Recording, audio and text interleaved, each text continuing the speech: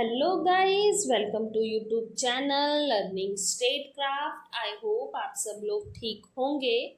Class शुरू करने से पहले please like, share and subscribe the channel. आज जो हम टॉपिक शुरू करने जा रहे हैं वो है कॉन्सेप्ट ऑफ पावर, शक्ति की धारणा। इसमें हम जानेंगे कि किस तरीके से शक्ति की धारणा जो है इसका विकास हुआ, इसका मतलब क्या होता है, अलग अलग जो हमारे विचारक हैं वो इसके बारे में क्या बोलते हैं, इसकी क्या विशेषताएं हैं, किस तरीके से हम पावर को यूज करते हैं, हमें शक्ति जो है वो कहाँ से मिलती है और हमारी रोजमर्रा की जिंदगी में शक्ति जो है उसका क्या प्रभाव जो है हमारे जीवन पे रहता है। हम इन सभी विषयों पर चर्चा करेंगे। Let's start the class.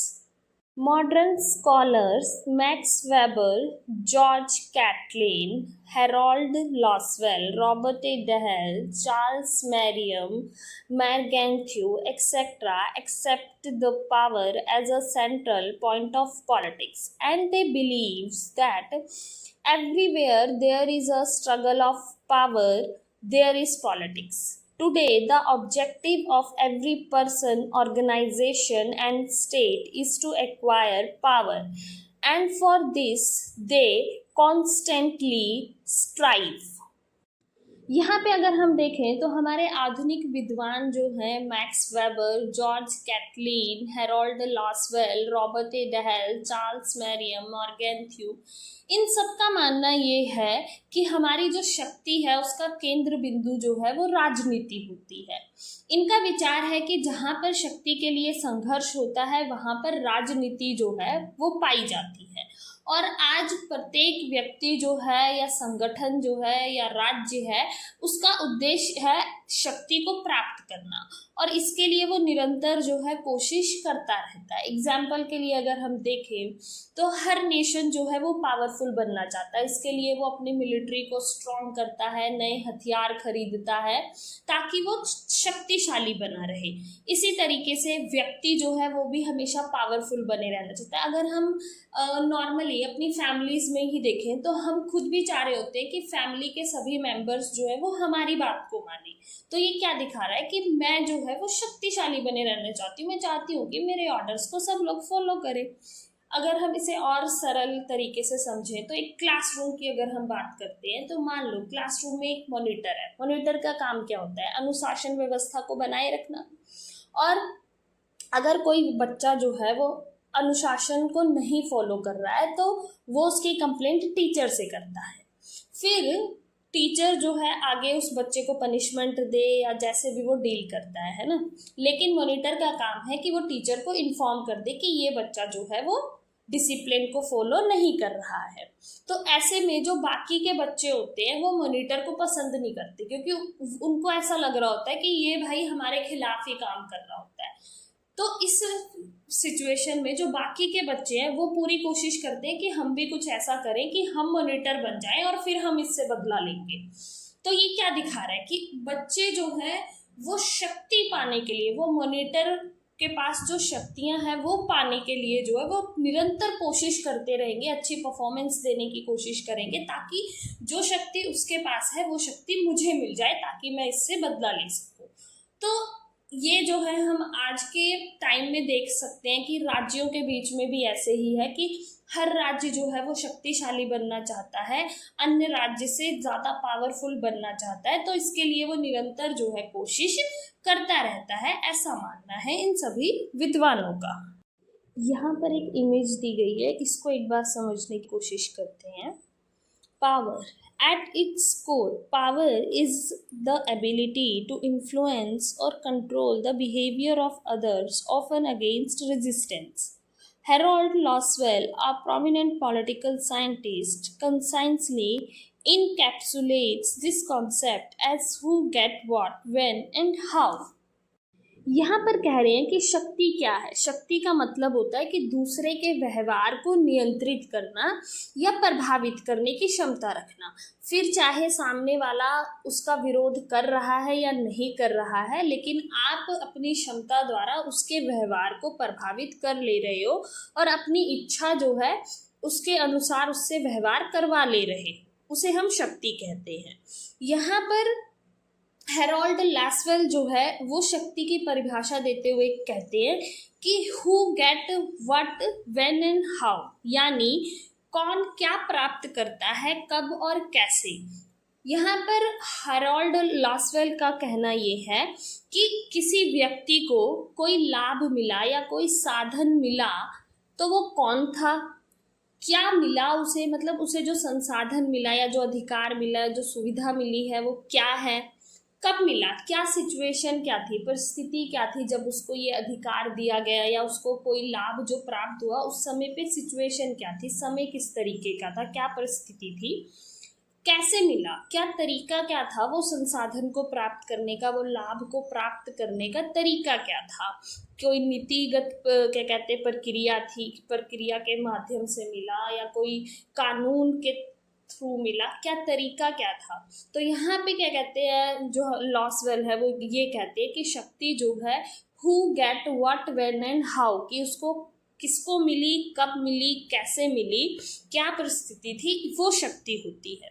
उदाहरण के लिए अगर हम राजनीति में शक्ति को समझते हैं लैसवेल के अकॉर्डिंग, तो वो कहते हैं कि मान लो कि सरकार तय करती है कि किसी वर्ग को सब्सिडी मिलेगी, तो वो कौन है जिसे सब्सिडी मिलेगी।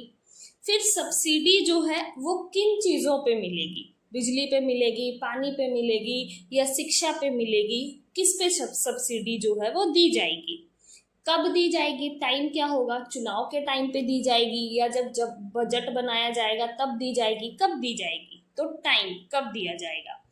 फिर कैसे दिया जाएगा, क्या उस सब्सिडी को देने के लिए कोई कानून बनाया जाएगा या कोई नियम होगा या कोई योजना आएगी, किस तरीके से वो सब्सिडी जो है दी जाएगी। तो यहाँ पे लैसवेल ये कहते हैं कि जो शक्ति है वो सिर्फ दूसरे के व्यवहार को जबरदस्ती अपने अकॉर्डिंग चलाना ही नहीं होता या दूसरे के व्यवहार को प्रभावित करने तक ही नहीं होता है। यहाँ पे लैसवेल कहते हैं कि शक्ति जो है वो संसाधनों का वितरण है, कि किस तरीके से संसाधनों का वितरण किया जा रहा है और निर्णय लेने की प्रक्रिया में कौन कितना भाग ले रहा है, ये भी शक्ति जो है वो तय करती है। इसलिए व्यक्ति जो है वो शक्ति के लिए संघर्ष करता रहता है। नेक्स्ट टॉपिक है development of the concept of power. The concept of power is as old as humanity, with its roots tracing back to ancient thinkers like Socrates, Plato, and Aristotle, who classified states based on exercise of power.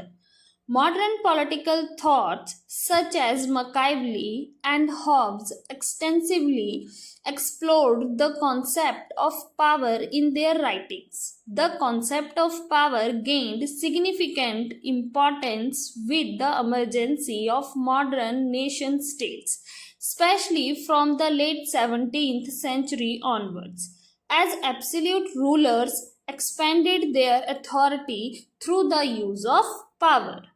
यहाँ पे कह रहे हैं कि जो शक्ति की धारणा है ये उतनी ही पुरानी है जितना पुराना जो है मानव जाति का विकास या इतिहास जो है हमें देखने को मिलता है। यहाँ पर कह रहे हैं कि जब से व्यक्ति का विकास शुरू होता है वहीं से व्यक्ति जो है वो शक्ति प्राप्ति के लिए संघर्ष करना शुरू कर देता है।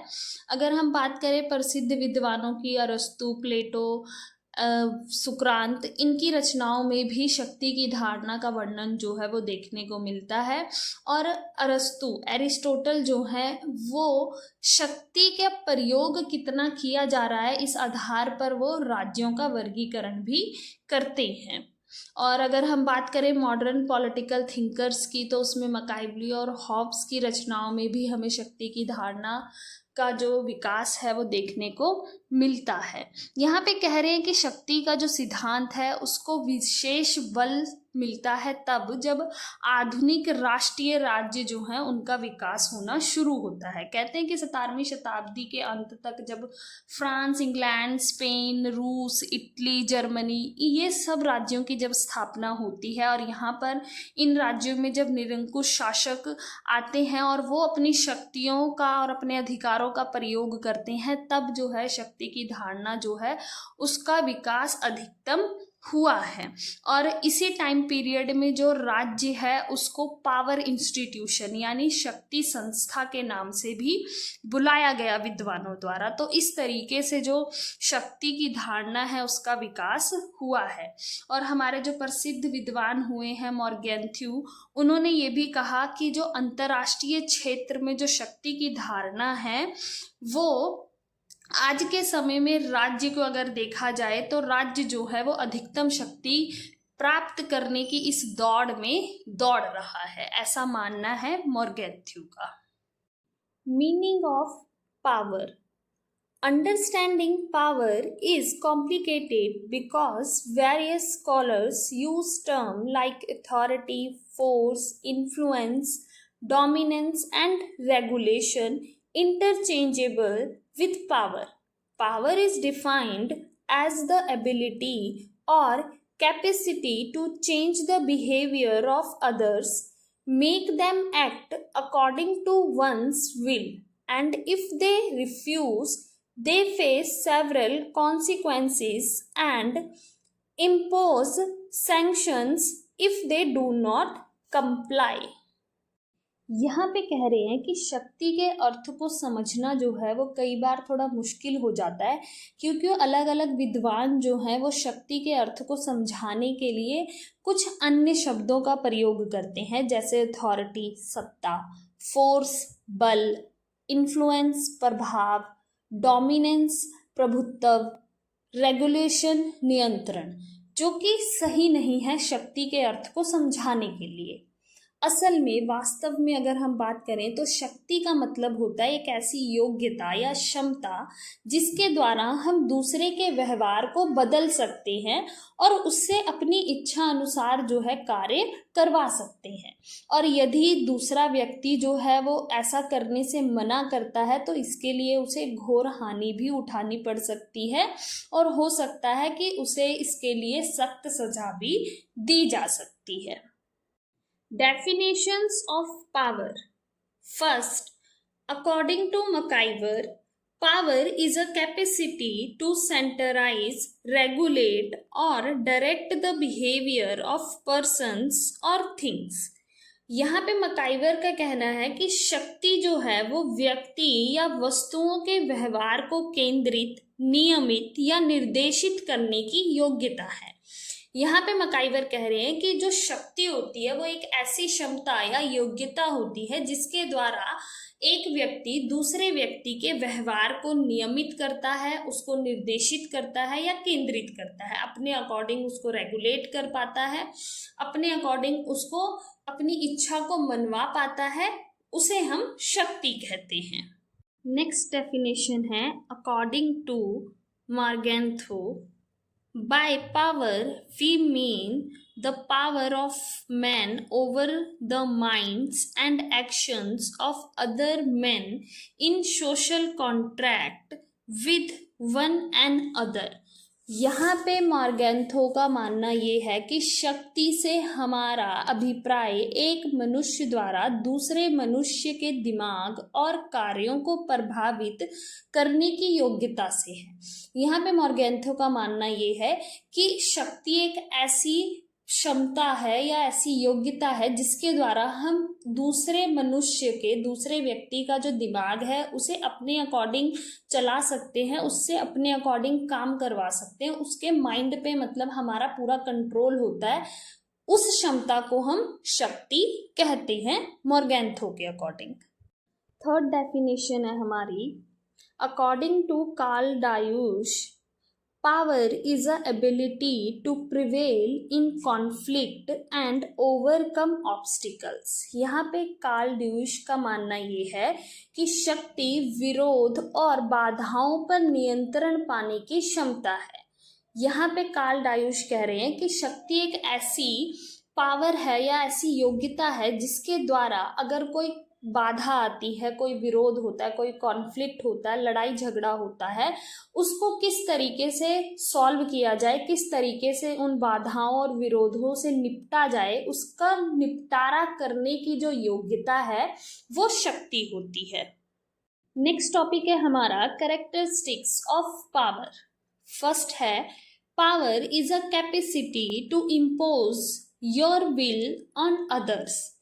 यहाँ पे कह रहे हैं कि शक्ति जो है वो दूसरों पर अपनी इच्छा थोपने की एक क्षमता होती है।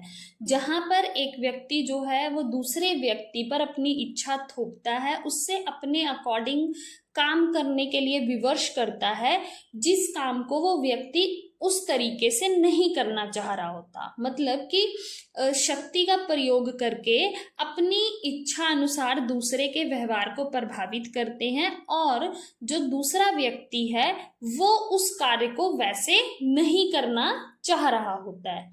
एग्जाम्पल के लिए जैसे मान लीजिए कि क्लासरूम में एक टीचर ने एक क्वेश्चन दिया बच्चों को, और सभी बच्चों ने अपने अकॉर्डिंग उसे लिखा, अपने अपने जो भी उनका अनुभव है, जो भी उनकी समझ है, उस हिसाब से हर बच्चे ने अलग आंसर लिखा।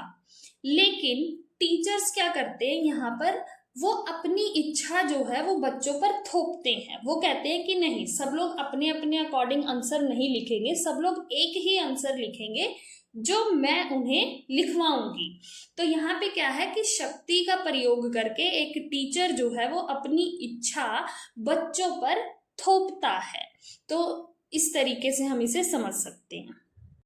नेक्स्ट कैरेक्टरिस्टिक है power depends on it's use, कि शक्ति जो है वो प्रयोग पर निर्भर करती है, कि एक व्यक्ति जो है वो शक्ति का प्रयोग जब करता है तभी उसे हम शक्तिशाली या शक्तिवान मान सकते हैं। जो व्यक्ति शक्ति का प्रयोग नहीं कर रहा है उसे हम शक्तिशाली नहीं मानते हैं। जैसे एग्जाम्पल के लिए अगर हम देखें तो भारत में जो राष्ट्रपति है उसके पास बहुत सारी शक्तियां हैं, लेकिन वो उन शक्तियों का इस्तेमाल खुद अपनी इच्छा अनुसार नहीं कर सकता। उसे अपनी इन शक्तियों का प्रयोग जो है वो मंत्री परिषद की इच्छा के अनुसार करना होता है। और लेकिन वहीं पर अगर हम देखें अमेरिका में, तो अमेरिका में राष्ट्रपति जो है वो अपनी शक्तियों का प्रयोग अपनी इच्छा अनुसार कर सकता है। तो यहाँ पर हम अगर देखें तो राष्ट्रपति के मामले में तो भारत के राष्ट्रपति को हम शक्तिशाली नहीं मानेंगे, जबकि हम अमेरिका के राष्ट्रपति को शक्तिशाली मानेंगे। क्यों? क्योंकि वह अपनी शक्तियों का प्रयोग कर रहा है। तो पावर जो है वो डिपेंड करती है उसके यूज पर। नेक्स्ट कैरेक्टरिस्टिक है power is concern with external influence. यहाँ पे कह रहे हैं कि शक्ति का जो संबंध है वो बाहरी प्रभाव के साथ होता है, कि शक्ति का इस्तेमाल करके आप व्यक्ति के आंतरिक विचारों को बदल पा रहे हैं या नहीं बदल पा रहे हैं इसकी तो कोई गारंटी नहीं है, लेकिन ये तय है कि आप व्यक्ति के बाहरी व्यवहार को और कार्यों को प्रभावित कर सकते हैं। क्यों? क्योंकि शक्ति के पीछे जो है घोर क्षति का डर होता है। हमने अभी पीछे जब हम मीनिंग पढ़ रहे थे वहां पे हमने पढ़ा था कि जो शक्ति है, अगर आप उन आदेशों का पालन नहीं करेंगे तो एक व्यक्ति को जो है भारी क्षति या भारी नुकसान जो है वो उठाना पड़ सकता है। तो इस डर से व्यक्ति जो है वो शक्तिशाली व्यक्ति के आदेशों का पालन करता है। तो व्यक्ति जो है वो अपने बाहरी व्यवहार को बदल लेता है डर के कारण, लेकिन आप इससे एक व्यक्ति के आंतरिक भावों को नहीं बदल सकते हैं। जैसे एग्जाम्पल के लिए अगर हम इलेक्शन के टाइम की बात करें तो अलग अलग पार्टीज जो है वो अपने प्रचार प्रसार के लिए व्यक्तियों के पास जाती है, और जो भी पार्टी आती है हम हर पार्टी को कह देते हैं कि हाँ हाँ आपका ही सपोर्ट करेंगे, हाँ हाँ आपकी ही बात चल रही थी, हम आपकी पार्टी के साथ हैं। और फिर जब हम वोट देने जाते हैं वहां पर हम अपनी इच्छा के अनुसार वोट देते हैं। मतलब कि जब पार्टी के लोग प्रचार प्रसार के लिए हमारे पास आए तो हमने हमारे बाहरी व्यवहार को बदल लिया और हमने कह दिया हाँ हाँ आपको ही सपोर्ट कर रहे हैं, लेकिन जब हम वोट देने जाते हैं हम वहां पर अपने आंतरिक जो भी इच्छा है उसके अनुसार वोट देते हैं। तो यहाँ पे क्या कह रहे हैं कि आप शक्ति का प्रयोग करके एक व्यक्ति के बाहरी व्यवहार को तो बदल सकते हैं, पर उससे आंतरिक व्यवहार बदलेगा या नहीं बदलेगा इसकी कोई गारंटी नहीं होती है। नेक्स्ट कैरेक्टरिस्टिक है for the use of power opposite interests are must, कि शक्ति के प्रयोग के लिए विरोधी हितों का होना आवश्यक है।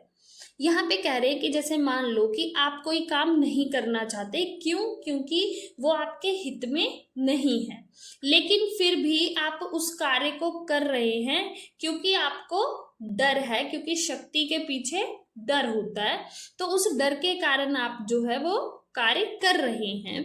जैसे उदाहरण के लिए कि सरकार कोई ऐसी नीति बनाती है या ऐसा निर्णय लेती है जिसका पालन जो है वो व्यक्ति नहीं करना चाहता। क्यों? क्योंकि वो उसके हितों में नहीं है, उसके मूल्यों के अनुसार नहीं है, लेकिन फिर भी उसे सरकार के उन निर्णयों को मानना होता है। क्यों? क्योंकि उसको पता है कि शक्ति जो है वो सरकार के पास है। तो सरकार जो है उस शक्ति का प्रयोग करके अपनी इच्छा के अनुसार लोगों पर वो निर्णय थोपती है और लोगों को वो मानना पड़ता है। क्यों? क्योंकि उन्हें शक्ति का डर होता है। नेक्स्ट कैरेक्टरिस्टिक है power keeps on fluctuating.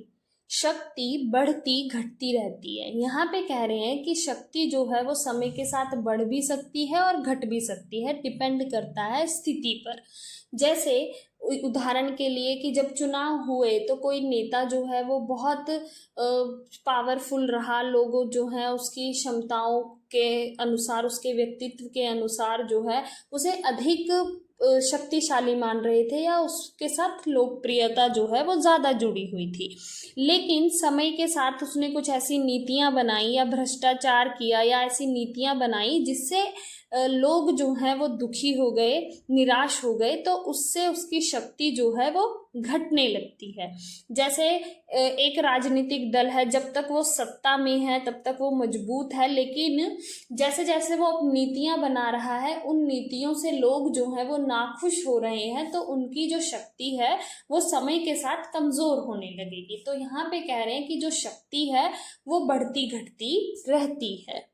Next characteristic है power goes with situation and office, की शक्ति का संबंध स्थिति और पद के साथ होता है। यहाँ पे कह रहे हैं कि जैसे मान लेते हैं एक व्यक्ति जो है वो किसी विशेष पद पर स्थापित है ना, उसके पास कोई विशेष स्थिति है, पद है, और जब तक वो उस पद पर है तब तक वो अपनी उन शक्तियों का प्रयोग कर सकता है। जैसे ही वो उस पद को छोड़ेगा वैसे ही उसकी शक्तियां जो है वो भी समाप्त हो जाएंगी। उदाहरण के लिए मान लो कोई उच्च अधिकारी है, आईएएस पीसीएस है, वो जब तक अपने पद पर है उसके अधीन जितने भी कर्मचारी आते हैं वो उन पर अपनी शक्ति का प्रयोग कर सकता है, लेकिन जैसे ही वो अपने उस पद को छोड़ता है, रिटायर होता है, वह उसी के साथ ही उसकी शक्तियां जो है वो समाप्त हो जाती हैं। आज की क्लास हमारी यहीं तक होगी। आई होप कि आज जो हमने टॉपिक किया है meaning, definition and characteristics of power, ये क्लियर हो गया होगा। आगे के टॉपिक्स को हम नेक्स्ट क्लास में कंटिन्यू करेंगे। अगर किसी के कोई भी क्वेश्चन है तो वो कमेंट करके पूछ सकते हैं। Thank you for watching. Please like, share and subscribe the channel.